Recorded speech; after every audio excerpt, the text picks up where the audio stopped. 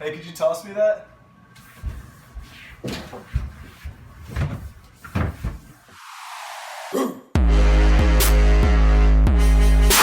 Hey guys, MrTLexify back, and in today's video I'm coming at you guys with another zombies video. And in this one, this is going to be a little bit more of an instructional video about how to horde in zombies game mode, or also how to rape train. And in today's video I'm going to be telling you guys how to do it properly. Because I know a lot of you may think that you may know how to do it correctly, but no, I'm going to tell you the right way. And also with today's video, if you think that you do know how to rape train or horde properly, then I'm going to be giving you guys some awesome tips to take away from this video and to putting it into your zombies gameplay, and just to become a better zombies player in general. So you guys might be asking, why the hell are you making this video? Most people know how to horde. I can get to round 30 myself on buried, but you know what? You don't know how to horde properly, and I'm going to be showing you guys what to do. Now, I'm not going to be including exo zombies, just because exo zombies is basically like adding a third dimension where you can just jump over the zombies and you can actually bunny hop in Advanced Warfare exo zombies. So it's just too much to explain on exo zombies, and no one really cares about exo zombies. So let's just get straight on into the main development points of hoarding in today's video. So one really cool analogy I have for hoarding is actually like leaving a breadcrumb trail for the zombies. You're going to want to make sure that this breadcrumb trail doesn't cross over the ones that you've already done,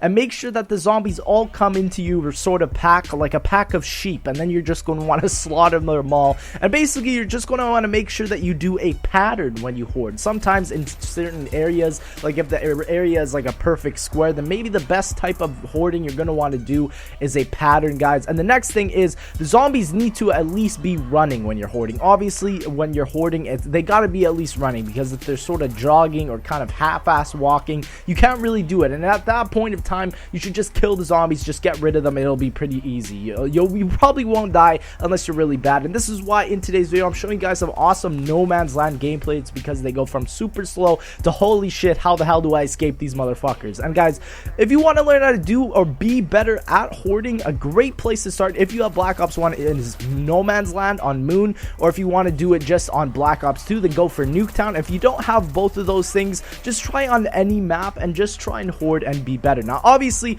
when you're hoarding, you're going to want to hoard in bigger spaces. The bigger the space is, the better or the easier it is to hoard in that area. Now also, you're going to want to keep in mind that where you hoard, you're going to want to have less debris and less distractions, and that's pretty much preferable. Because, and what I mean by distractions is, let's say you go on transit and you want to hoard in the fog. Now you could do that, but it's going to be a lot harder, because there's very bad visibility in this fog, and also in the fog you have those badass pieces of you have those denizens. So if you want to deal with that, by all means go ahead, but it's just not the best place that you possibly could train on transit. Now also with Nuketown, there's a lot of debris where you hoard, so it really limits the space that you're able to use, and you just have to be mindful of that, because if you're trying to hoard in like a tunnel, it's going to be very, very hard, especially if you're on a higher round and you don't really have anything that can really insta-kill the zombies. Now another thing that you're going to want to keep in mind of is the spawn areas of the zombies. Now if these spawn areas for the zombies are a lot or very dense in the area that you are,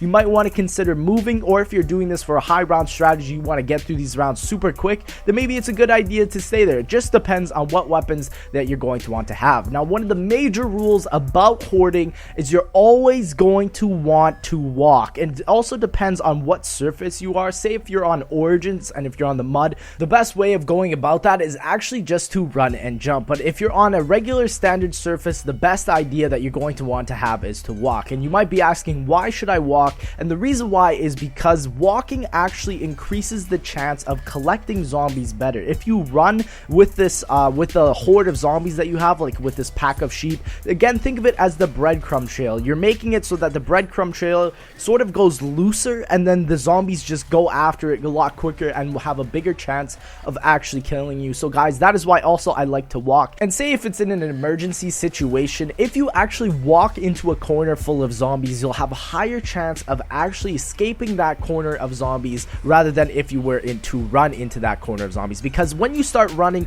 you sort of notice that after a while you stop running, and mandatory, just because you need to breathe, obviously, and also because the game limits your run time. So unless Black Ops 3 zombies or these new zombies games have unlimited running time, then this rule totally won't apply. But I just feel in general it's better to walk with the zombies, and I guess you could even get stamina up to walk a little bit faster, just to make sure that you leave more breadcrumbs behind for the zombies. But that is also just a preference up to you, but I believe strongly that you always need to walk when you're hoarding with the zombies. Now also, another thing to do is you're always going to want to constantly look for gaps in the zombies, and what I mean by that is when you're hoarding or when you're starting up a horde, it's going to be very loose. There's going to be zombies all around you just because you haven't really collectively packed them up in a small pack yet, or a small herd behind you. And what I mean by this is when you start hoarding, there'll be a lot of zombies scattered, and you have to look for the gaps of how to escape, or sometimes if you can't find a gap, you're always going to want to turn around and go back around. That's one of the major things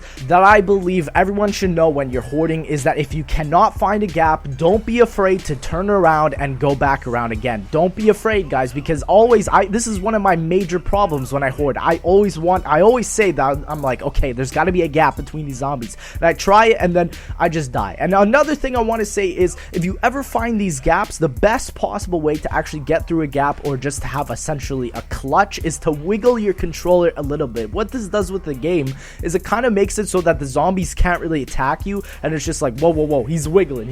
I can't touch him. He's untouchable. So wiggling in these tight situations, these tight corners, will also increase your chances of actually surviving. And also, you're going to want to keep in mind that try not to stay as red as much as possible, and just the major sort of simple stuff like that. Now, one of the other major points into hoarding is you're going to want to kill what I essentially call these stragglers. Now, these could either be crawlers, slow zombies, walking zombies. Now, Black Ops 2 has this system more implemented in its core rather than Black Ops 1 zombies, because in Black Ops 2 zombies, probably Black Ops 3 will have this too. When you're hoarding, Treyarch actually likes to screw you over by adding one little stupid zombie that starts walking beside you, and this zombie has the potential or the chance to really just screw you over by just stopping right in front of you and having the whole herd of the other zombies running towards you just make a zombie sandwich pretty much. And that's just the stupidest thing ever. So you're always going to want to make sure you have your wonder weapons, your most strongest weapon out,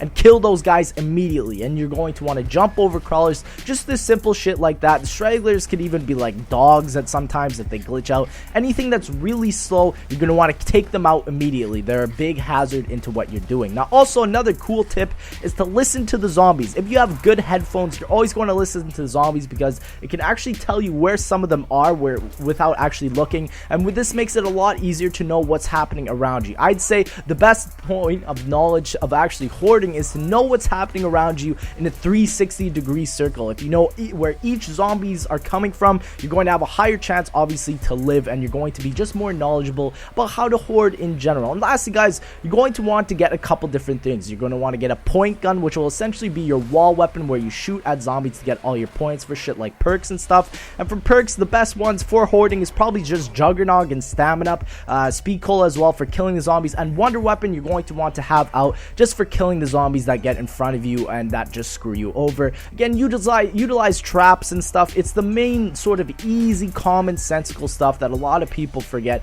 And guys, it does take a while to learn this hoarding method, but once you nail it down, once you master it, you can even do it in the smaller, tighter areas, and it will benefit your zombies gameplay and make it a lot more fun. But anyways, guys, did hope you enjoyed the video. If you did, please make sure to leave a like. Let's see if we can get 2,500 likes for the next zombies video. Again, I didn't really see this video on YouTube, so I thought it was a main necessity to upload. But again, thank you guys so much for watching, and I'll see you in the next one.